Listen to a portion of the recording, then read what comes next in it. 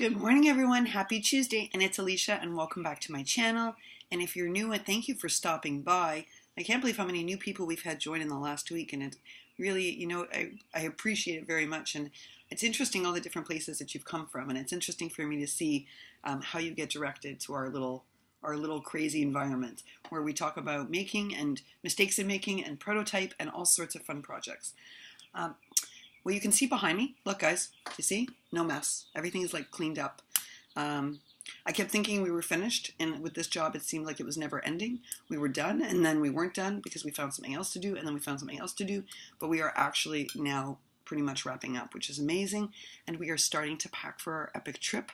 And unbelievably, I am taking a die cutter with me on this trip, which is not something I thought I'd be doing, but the husband, who actually does not like all the what he calls clutter this hobby entails, actually bought me a cuddle bug, so to travel with me on this trip, which I could not believe, which was very thoughtful and very unlike him. So that was a very generous gift. So I'm going to spend today packing up some dies and making some careful choices so that I don't overload our luggage, because people, we are off to the Holy Land, and I am super excited to show you the differences between North America and the Holy Land, and to give you a glimpse of that over the next couple of months, because making there is a daily thing.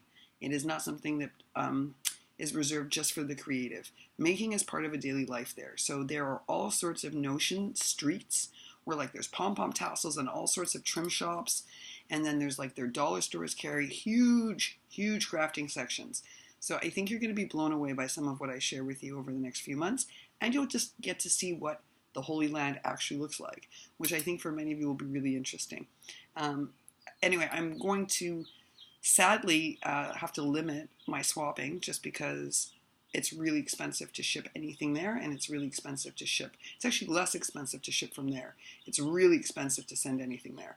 So I have to put a limit on it because I wouldn't want people spending a lot of money to do a swap. And I'm always conscious of that.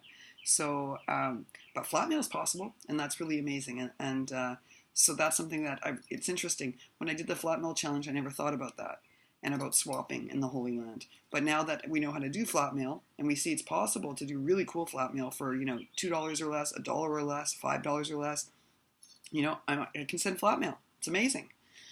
Folks, thanks again for all your support of that challenge. I am giving it a couple more days. For instance, I know Alicia sent an entry in from Australia. She sent it in super early. It is not here yet. As I told you, Sandy, our postal carrier, has been off. She just comes back today.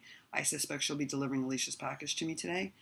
But this is what happens sometimes. Customs holds it up. So the reason I'm giving extra days is that I want to make sure that everyone who submitted, that their entry is received and that we're able to view it. That's all for now. I hope everyone has a great and creative day. And I will check in later with the rest of the entries. Until then, bye for now, folks. Take care.